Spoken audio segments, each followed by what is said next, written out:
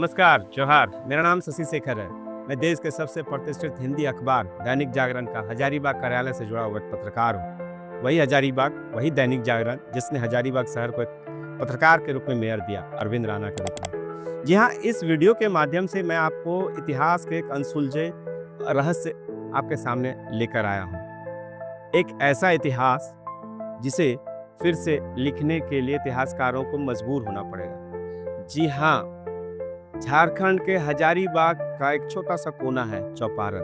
चौपारण यह एक छोटा सा कस्बा है, या यूं कहें एक छोटा सा बाजार है, लेकिन काफी बड़ा और विस्तृत रूप से फैला हुआ, जंगलों से घिरा हुआ।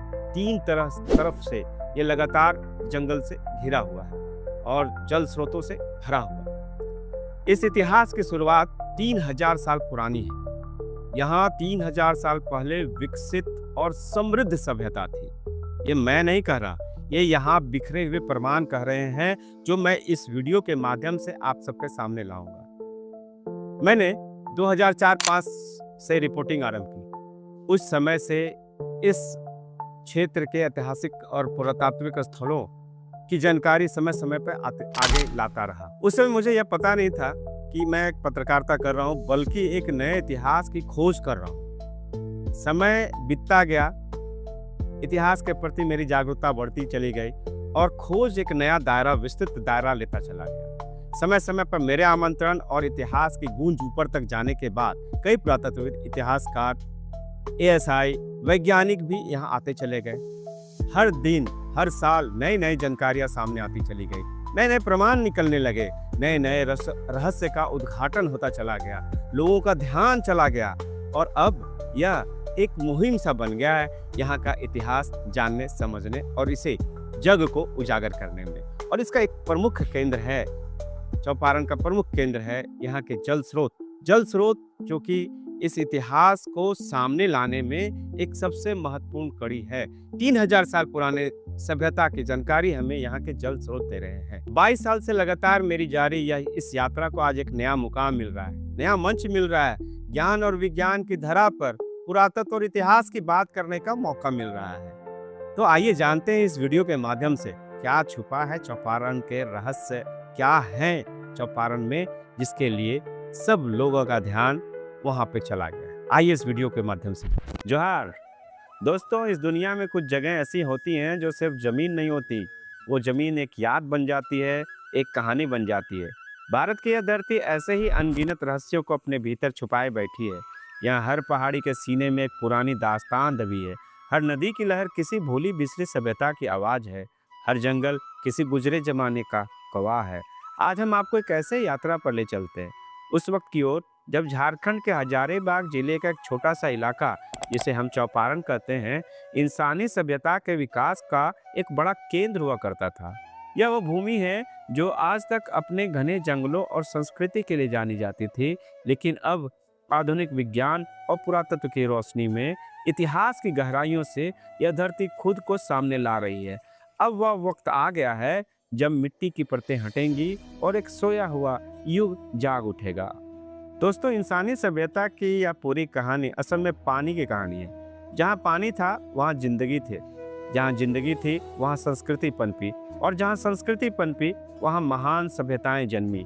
सिंधु नदी के किनारे मोहनजोदड़ो बसा, नील नदी के तट पर मिस्र की सभ्यता खड़ी हुई, दजला फरात की गोद में मेसोपोटामिया फला फूला, और उसी कड़ी में झारखंड की महाने नदी के किनारे लगभग 3000 साल पहले एक विकसित, सुनियोजित और समृद्ध सभ्यता पली बढ़ी। महाने नदी, जिसे बिहार में नीलांजला कहते हैं, और आगे चलकर यही फल्गु नदी बन जाती है। इसके तट पर एक ऐसी सभ्यता के निशान है जो न किसी इतिहास की किताब में थी और न किसी पाठ्य पुस्तक के पन्नों पर, लेकिन आज विज्ञान और पुरातत्व की मदद से वो सभ्यता खुद अपना चेहरा दिखा रही है। यह कहानी उस वक्त शुरू होती है जब राजकुमार सिद्धार्थ गौतम बुद्ध नहीं बने थे। ज्ञान की तलाश में पूरे अखंड भारत में घूमते रहे और इसी सफर में बोध गया पहुंचने से पहले वे इन घने जंगलों से गुजरे। महाने नदी के किनारे इटखोरी और चौपारण के उस इलाके में जहां उस जमाने में बड़े बड़े नगर बसे हुए थे, उस दौर में यहाँ क्या नहीं था जरा सोचिए। सुव्यवस्थित सड़कें जो नगरों को आपस में जोड़ती थी, भव्य भवन और महल जिनके नींवें आज भी मिट्टी में दबी है, तालाबों की एक पूरी श्रृंखला, पानी के इंतजाम का साधारण उदाहरण टेराकोटा रिंग वेल यानी पकी मिट्टी से बने कुएं जो 2500 साल बाद भी जिंदा हैं। फिर वक्त ने करवट ली, किसी अज्ञात तबाही में सारे नगर धरती के गोद में समा गए, लेकिन महाने नदी बहती रही, टेराकोटा कुआं पानी देते रहे और इतिहास इंतजार करता रहा। और फिर आया 2024, जब इस इलाके पर किया गया वैज्ञानिक शोध दुनिया की 4 सबसे प्रतिष्ठित अंतर्राष्ट्रीय पत्रिकाओं में से एक में छपा। यह महज एक वैज्ञानिक नतीजा नहीं था, यह भारत की एक भूली बिसरी विरासत का पुनर्जन्म था। यह वो धरती है जो बुद्ध, महावीर और महान सभ्यताओं की गवा रही है। यह सच है, यह साबित हो चुका है। इस ऐतिहासिक शोध की अगुवाई 3 भारतीय विद्वानों ने की। IIT ISM धनबाद के भूभौतिकी विभाग के प्रमुख डॉक्टर संजीत कुमार पाल, उनके साथी शोधकर्ता डॉक्टर अंशु माली, विश्व भारती विश्वविद्यालय शांति निकेतन के प्राचीन भारतीय इतिहास और पुरातत्व विभाग के प्रमुख डॉक्टर अनिल कुमार। इन दोनों ने मिलकर चौपान प्रखंड के दैहर, हथिंदर, सोहरा, मानगढ़ समेत हजारीबाग और चतरा जिलों के करीब 36 पुरातात्विक स्थलों का गहन अध्ययन किया। यह शोध सिर्फ खुदाई नहीं था, यह 21वीं सदी के विज्ञान और 3000 साल पुराने अतीत के बीच की बातचीत थी। Machine learning, random forest model, geo spatial data, इन तमाम आधुनिक तकनीकों ने उन जगहों की पहचान की जहां कभी हमारे पूर्वजों ने सभ्यता की नींव रखी थी। और नतीजा क्या निकला? यह कि इस इलाके में जो बस्तियां पाई गई वो महज इत्तेफाक नहीं था, यह एक सोचा समझा वैज्ञानिक और सुनियोजित फैसला था। दोस्तों, जरा सोचिए, क्या हल की एक फाल इतिहास की सदियों को पलट सकती है? मानगढ़ गांव में यही होता है। यहाँ के किसान जब खेत जोतते हैं तो मिट्टी के साथ साथ इतिहास के टुकड़े भी निकलते हैं। घर की नींव खोदते हैं तो किसी पुराने शहर की ईंट मिलती है। कुआं खोदते हैं तो किसी भूले हुए कारीगर की बनाई चीज सामने आ जाती है। कुछ साल पहले यहाँ एक विशाल शिवलिंग मिला, 5वीं या 6वीं शताब्दी का। उसके पास एक नंदी की मूर्ति भी निकली। यह कोई संयोग नहीं था, यह इतिहास का दोहराव था। मानगढ़ में जो सबूत मिले हैं वह महज ऐतिहासिक महत्व के नहीं है। एक शिवलिंग तक ही यह नहीं रुकता, इस मिट्टी ने और भी बहुत कुछ दिया है। टेराकोटा रिंग वेल जो 2500 साल पुराने हैं और आज भी जिंदा हैं। NBPW यानी नॉर्दर्न ब्लैक पॉलिशवेयर, जो खास मिट्टी के बर्तन जो 700 ईसा पूर्व से 200 ईसा पूर्व के बीच के हैं। यह गंगा के मैदान में बनते थे, अब वो झारखंड में भी मिले हैं। बौद्धकालीन ढांचों के अवशेष भरे पड़े हैं, पुराने तालाबों की श्रृंखला है, जल सभ्यता का जीता जागता सबूत है मानगढ़। डॉक्टर अंशु माली की टीम ने जब राजू महतो के घर के पास एक मामूली सी नाली की खुदाई की तो महज 3 फीट नीचे एक ऐसी ईंट मिली जो करीब 1000 साल पुरानी थी। उस दौर की निर्माण कला की यह मुख्य गवाह। राजू महतो ने खुद बताया, घर बनाते वक्त खुदाई में बहुत सारे पुराने बर्तन मिले थे। पास में एक टेराकोटा रिंग वेल भी था जिसे बाद में भर दिया गया। यहाँ हर घर के नीचे, हर गली के मोड़ पर इतिहास चुपचाप बैठा इंतजार कर रहा है। मानगढ़ के बीचों बीच एक टीला है। IIT के वैज्ञानिकों ने GPR यानी ग्राउंड पेनिट्रेटिंग रडार और भूभौतिकीय तकनीकों से इस टीले की जांच की। नतीजा चौंकाने वाला था। जमीन के नीचे सिर्फ 15 से 20 फीट नीचे एक विशाल संरचना मौजूद है। वरिष्ठ पुरातत्वविद डॉक्टर MG निकोलसन ने इसे देखकर कहा, यह झारखंड का सबसे बड़ा बौद्ध स्तूप है। यानी इस धरती ने अपने अंदर बुद्धकालीन संस्कृति को सहेज रखा है। नालंदा विश्वविद्यालय के डॉक्टर विश्वजीत कुमार ने सबसे पहले यहाँ के NBPW बर्तनों की जांच की और इस इलाके की ऐतिहासिकता की उम्र 2500 साल पुरानी बताई। विश्व भारती विश्वविद्यालय के प्रोफेसर डॉक्टर अनिल कुमार ने भारतीय पुरातत्व विभाग को एक पूरी रिपोर्ट सौंपी है। झारखंड अब भारत के सांस्कृतिक नक्शे पर एक नई और गौरवशाली जगह बना चुका है। आंखें बंद कीजिए और महसूस कीजिए वो दौर जब महाने नदी की कलकल धारा के किनारे शंखनाद गूंजता था, जब बौद्ध भिक्षुओं के शांत कदम इस वन पथ को पवित्र करते थे। इन पत्थरों में उकेरी देव मूर्तियां सिर्फ मूर्तियां नहीं थी, वो उस वक्त की आत्मा थी। उस शहर का नाम था दैहर। इतिहासकार कहते हैं दैहर कोई मामूली गांव नहीं था, यह एक समृद्ध, विकसित और सुशासित नगर थे। यहाँ प्रशासनिक कामकाज होते थे, बौद्ध विहार थे, अशोककालीन स्तूप थे और यह वो जगह थी जहाँ विद्वान आकर मिलते थे, ठहरते थे, अध्ययन करते थे। इतिहासकारों का मानना है कि ज्ञान पाने के बाद जब बुद्ध ने सारनाथ के राह ली तो इनका रास्ता इसी महाने नदी के किनारे से होकर जाता था, बोध गया से चौपान, इटखोरी, नालंदा की ओर। और यही वो पथ रहा होगा जिस पर 7वीं सदी में चीनी यात्री वेनसांग के भी कदम पड़े होंगे। दैहर में सन 1950 में ग्रामीणों ने तत्कालीन मुखिया जगन्नाथ सिंह की अगुवाई में खुदाई की। इससे सदियों से दबा एक नया अध्याय खुल गया। कमला माता मंदिर में सभी इन मूर्तियों को जीवंत रूप में रखा गया। इनमें भगवान विष्णु की भव्य प्रतिमा, सूर्यदेव भास्कर की चमकती हुई मूर्ति, चार भुजाओं वाले नृत्यमय गणेश, कारीगरी का अद्भुत नमूना, उमा महेश्वर का जोड़ा, सब कुछ सहेज कर रखा गया। इतिहासकार इन्हें 6वीं शताब्दी का बताते हैं, पर इनका सौंदर्य देखकर लगता है कि वक्त से परे हैं। और सबसे दुर्लभ खोज है देवी मारीची की प्रतिमा। बौद्ध धर्म में मारीची को बेहद शक्तिशाली और दुर्लभ देवी माना जाता है। इतिहासकारों का कहना है इतनी पुरानी, इतनी जीवंत और इतनी सुरक्षित मारीची की प्रतिमा भारत में कहीं और नहीं है। देहर में हिंदू और बौद्ध दोनों परंपराओं का अनोखा मेल है। यह बताता है कि हमारा पुराना समाज कितना उदार और समृद्ध था। देहर की यह बहुधार्मिक उपस्थिति यह दर्शाती है कि भारत का अतीत धर्मों के सहअस्तित्व और साझा सांस्कृतिक जीवन का अद्भुत उदाहरण रहा है। 1950 में ग्रामीणों की यह खुदाई अखबारों की सुर्खियां भी बनी थी। विडंबना देखिए, जहाँ कुछ मूर्तियां मंदिर में सम्मान से विराजमान है, वहीं कुछ मूर्तियां आज भी खुले आसमान के नीचे बारिश में भीगती, धूप में तपती और समय के थपेड़ों से जूझती हुई पड़ी हैं। ग्रामीण बताते हैं कई मूर्तियां चोरी भी हो गई, कई खंडित हैं, पर फिर भी उनमें जीवन है। शिलाखंड, पैनल, देवी तारा, बैठने के नक्काशीदार पत्थर सब बिखरे हैं, मानो इतिहास खुद पुकार रहा हो, मेरे टुकड़ों को जोड़ो, मुझे एक बार फिर जीवित करो। क्या यह समय नहीं है कि हम इस धरोहर को बचाएं, एक म्यूजियम बने, शोध हो और प्रतिमाएं फिर से गौरव पाएं। देहर की कहानी सिर्फ मूर्तियों तक नहीं रुकती। यहाँ 2500 साल पुराने जीवित जलकूप हैं, जिन्हें टेराकोटा रिंग वेल कहा जाता है। ये मौर्य काल से भी पहले बने और आज भी पानी देते हैं। इन कुओं की खासियत यह है कि हर कुएं की चौड़ाई 1.9 मीटर एकदम बराबर है, गहराई 35 से 40 फीट, बनावट जामुन की लकड़ी से, और जो आज भी बिल्कुल सही सलामत हैं। गांव के बुजुर्ग कहते हैं 52 कुआं 53 गली। यह पुरानी कहावत आज इतिहास का सटीक सबूत बन गई है। गांव के रामचंद्र महतो, त्रिलोकी महतो, रंजीत सिंह, गोविंद महतो, दर्जनों परिवार आज भी इन कुओं को सम्मान के साथ इस्तेमाल करते हैं। डॉक्टर अंशु माली के मुताबिक इन जल स्रोतों से उस युग की वैज्ञानिक सोच, तकनीकी कुशलता और पर्यावरण के प्रति समझ का पता चलता है। यह पुरानी जल व्यवस्था आज के जल संकट का हल बनने का क्षमता रखती है। सोहरा गांव की धरती ने जो दिया है वो भारतीय शिल्प कला के इतिहास में हमेशा के लिए दर्ज हो गया है। यहाँ के सबसे दुर्लभ खोज है माँ तारा की वो अनोखी मूर्ति, जिसे कला के जानकार दुनिया की सबसे सुंदर प्राचीन मूर्तियों में गिनते हैं। यह मूर्ति सिर्फ धार्मिक आस्था की चीज नहीं, यह भारत की पुरानी मूर्ति कला का शिखर है। इसकी सबसे खास बात यह है कि मूर्ति के ऊपरी हिस्से पर गौतम बुद्ध की अलग अलग मुद्राओं में बहुत सारी छोटी छोटी मूर्तियां बनी हैं। चारों ओर देवी के दूसरे रूपों की आकृतियां हैं। यह अनोखा मेल इस मूर्ति को हिंदू और बौद्ध दोनों संस्कृतियों का संगम बनाता है।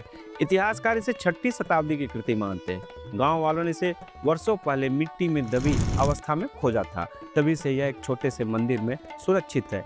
मूर्ति के नीचे कुछ लिखा हुआ है। इसे समझने के लिए भारतीय पुरातत्व विभाग की लिपि विशेषज्ञ डॉक्टर अर्पिता रंजन ने खासा शोध किया। इस मूर्ति का राज अभी पूरी तरह खुला नहीं है। गांव के तालाबों और कुओं से गणेश, उमा महेश्वरी और बुद्ध के पैनल जैसे कई मूर्तियां भी मिली हैं। सिर्फ 5 फुट की खुदाई करने पर नक्काशीदार पत्थर के टुकड़े मिले हैं, जो किसी पुराने महल या मंदिर या भवन के ऊपरी हिस्से लगते हैं। गांव के बाहरी छोर पर दर्जनों विशाल पेड़ों का झुरमुट है, इतना घना कि बारिश की बूंदें भी वहां रुककर जमीन तक पहुंचती है। उन्हीं पेड़ों के नीचे महलों के नक्काशीदार पत्थर यूं बिखरे पड़े हैं, मानो वक्त वहीं ठहर गया हो। मंदिर के दरवाजे पर खड़ा हजारों साल पुराना बरगद इस भूमि की अनवरत यात्रा का एक बड़ा गवाह है। हथिंदर एक ऐसा गांव जो रहस्यमय है, अनकहा है और जो आज इतिहास के सबसे बड़े रहस्यों में से एक को अपने जमीन के नीचे दबाए बैठा। यह वैज्ञानिकों ने जीपीआर यानी जियो फिजिकल रडार स्कैनिंग की और जो सामने आया वो अभूतपूर्व था। करीब 1.5 किलोमीटर के दायरे में जमीन के नीचे कोई विशाल संरचना दबी हुई है। वो संरचना क्या है? कोई भव्य मंदिर, कोई राजमहल या किसी सुस्थित पुराने शहर का दिल? जवाब अभी अधूरा है, लेकिन सवाल बहुत बड़ा है। यहाँ के पुराने पेड़, जिनकी परिधि 6 से 10 मीटर तक है, यह साबित करते हैं कि यह जमीन हजारों साल से आबाद है। और इस जमीन का सबसे रहस्यमय सबूत है सती स्टोन। एक विशाल पेड़ के नीचे मिला यह सती स्तंभ करीब 6 फीट ऊंचा है। इस पर चांद और सूरज बने हैं, कुछ लिखा भी है। और हैरानी की बात यह है कि हजारों साल बाद भी यह बिल्कुल सुरक्षित है। आमतौर पर माना जाता है कि सती परंपरा महाराष्ट्र, राजस्थान, गुजरात और दक्षिण भारत तक सीमित रही, लेकिन झारखंड की इस जमीन पर इतना विशाल और पुरानी सती स्तंभ मिलना यह बताता है कि यह इलाका इतिहास के कई सुनहरे दौर से जुड़ा रहा है। झारखंड और बिहार में इतना बड़ा सती स्तंभ और कहीं नहीं मिला। डॉक्टर संजीव पाल के शोध में जो स्प्रिंगर जैसे अंतर्राष्ट्रीय जर्नल में प्रकाशित हुआ, हथिंदर के इस सती स्तंभ और पुरातात्विक अवशेषों को खास तवज्जो मिली। इस क्षेत्र के चित्र भी छपे और इस इलाके को अंतर्राष्ट्रीय सुर्खियां मिली। चौपारण के चैथी और पपरो गांव अपनी धरती में हजारों साल से भी पुरानी विरासत को थामे हुए हैं। 1976 में चैथी गांव में एक तालाब से सनातन धर्म की अलग अलग देवी देवताओं की बेहद पुरानी मूर्तियां निकली। इनमें शिवलिंग, नंदी, गणपति के साथ ही 3 फीट लंबी एक बेहद सुंदर देवी की प्रतिमा निकली।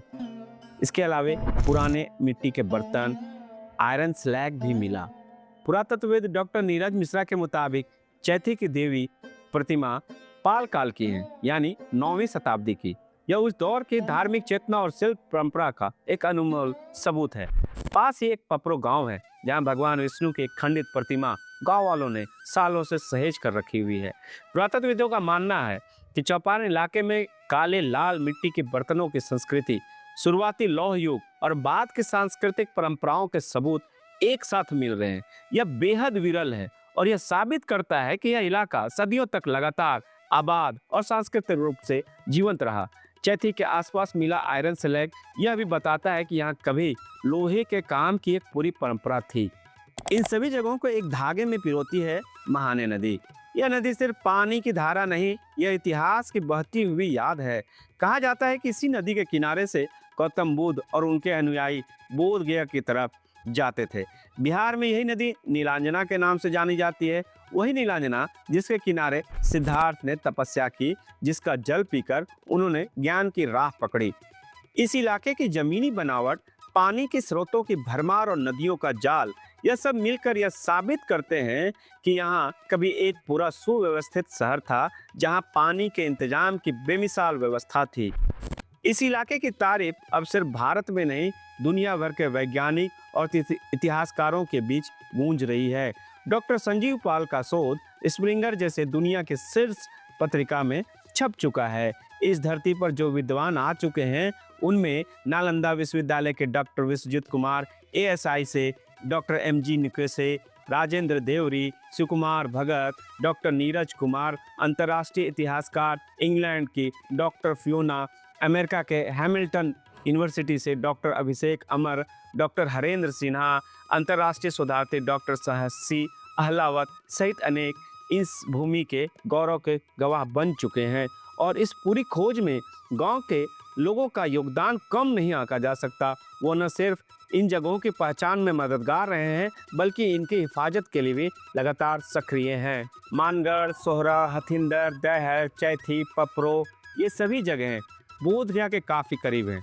महाने नदी के जरिए यह इलाका बौद्धकालीन यात्रा मार्ग का हिस्सा रहा है। अगर इन्हें बौद्ध सर्किट में शामिल किया जाए तो यह अंचल दुनिया के पर्यटन नक्शे पर आ सकता है। और साथ ही साथ सनातन मंदिरों का जीर्णोद्धार और विकास, बौद्ध ध्यान केंद्रों की स्थापना, पुरातात्विक संग्रहालय का निर्माण, शोध संस्थानों की स्थापना, पुराने जल स्रोतों का पुनरुद्धार किया जाना चाहिए। पूरी व्यवस्थित खुदाई की जानी चाहिए। मिली हुई मूर्तियों को राष्ट्रीय धरोहर का दर्जा दिया जाना चाहिए। इस इलाके को राष्ट्रीय पुरातात्विक विरासत क्षेत्र घोषित करना चाहिए। राष्ट्रीय और अंतर्राष्ट्रीय सम्मेलन का आयोजन कर इस क्षेत्र को प्रसिद्ध करना चाहिए और साथ ही साथ म्यूजियम और शोध गोष्ठियों की व्यवस्था किया जाना चाहिए। दोस्तों, हजारीबाग की यह जमीन आज हमें बुला रही है। हथिंदर के मिट्टी में दबे महल, सोहरा की माँ तारा की अनोखी मूर्ति, डैहर के 2500 साल पुराने जीवित कुएं और मानगढ़ का सोया हुआ स्तूप, ये सब मिलकर एक ऐसा अध्याय लिख रहे हैं जो भारत को संस्कृति, पर्यटन और शोध के नए शिखर पर पहुंचा सकता है।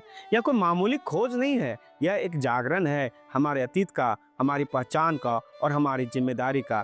महाने नदी युगों युगों से बहती रही, टेराकोटा के कुएं पानी देते रहे और इतिहास इंतजार करता रहा उस पीढ़ी का जो उसे सुन सके। वो पीढ़ी हम हैं। अब वक्त आ गया है इस इतिहास को दुनिया के सामने लाने का। जय झारखंड, जय भारत, जोहार। जब 25 मार्च 2020 को देश भर में लॉकडाउन लगा और प्रधानमंत्री ने जरूरतमंदों की मदद की अपील की, उसी दिन चौपाल के कुछ जोशीले युवाओं ने मिलकर आपदा मित्र सेवा फाउंडेशन बना डाला। लगातार 109 दिनों तक जीटी रोड और झारखंड सीमा पर हजारों पैदल मजदूरों, यात्रियों, स्वास्थ्य कर्मियों और पुलिस कर्मियों को रोज खाना खिलाया। दोनों लॉकडाउन चरणों में 1 लाख से अधिक लोगों को मुफ्त भोजन मिला। अस्पतालों में दवा, गैस सिलेंडर और बेड की भी व्यवस्था की गई। दूसरे लॉकडाउन में संस्था ने आपसी चंदे से एक एम्बुलेंस खरीदी। पिछले 5 साल में यह एम्बुलेंस 3000 से ज्यादा लोगों के काम आ चुकी है। सैकड़ों घायलों की जान बची, 200 से अधिक शव घर पहुंचाए गए। सेवा पूरी तरह मुफ्त है, बस ईंधन खर्च लगता है और वो भी कई बार संस्था उठाती है। चालक शक्ति चंद्रवंशी की सेवा मिसाल बनकर उभरी है। लॉकडाउन खत्म होने के बाद लाइब्रेरी खुली, सरकारी स्कूलों के बच्चों को गणित, अंग्रेजी और विज्ञान मुफ्त पढ़ाई गई। यहाँ तक कि विदेशी शिक्षकों से ऑनलाइन क्लासें भी लगी। करीब 100 बच्चों को हर साल सम्मान पत्र और 15-20 मेधावी बच्चों को छात्रवृत्ति दी जाती है। छात्रवृत्ति भी अनोखे तरीके से दान में आते हैं। दान देने वाले के किसी प्रियजन के नाम पर राशि बच्चों को दी जाती है। जैसे व्यवसायी धीरेन्द्र केसरी के दिवंगत पिता के नाम पर दी गई राशि से वे इतने प्रभावित हुए कि अगले साल से उन्होंने अपने योगदान की राशि को दोगुना कर दिया। समाज के हर तबके तक आपदा मित्रों के पहुंच है। बिरहोर जनजाति की बस्तियों में त्योहारों पर खुशियां बांटना, ठंड में कंबल स्वेटर बांटना, जरूरतमंद महिला कुंती देवी के लिए 2 कमरे का घर बनाना, ये सब 5 साल से लगातार जारी है। 2025 में लगभग 1.5 महीनों तक रोटी बैंक चलाई गई। अब महिलाओं के लिए सिलाई प्रशिक्षण की योजना है। सबसे खास बात यह है कि यह सब बिना किसी सरकारी अनुदान के हुआ। चंदा भी अनोखे तरीके से। माता पिता की याद में बच्चे के जन्मदिन पर या शादी की सालगिरह पर पूरे दिन के खाने की जिम्मेदारी कोई ना कोई सदस्य उठा लेते हैं। चौपाल की माटी में पले बड़े अधिकारी, बाहर काम कर रहे इंजीनियर, स्थानीय व्यवसायी और ये युवा सब कुछ मिलकर यह काम कर रहे हैं। आपदा मित्रों के लिए सेवा कोई इवेंट नहीं, एक आदत है।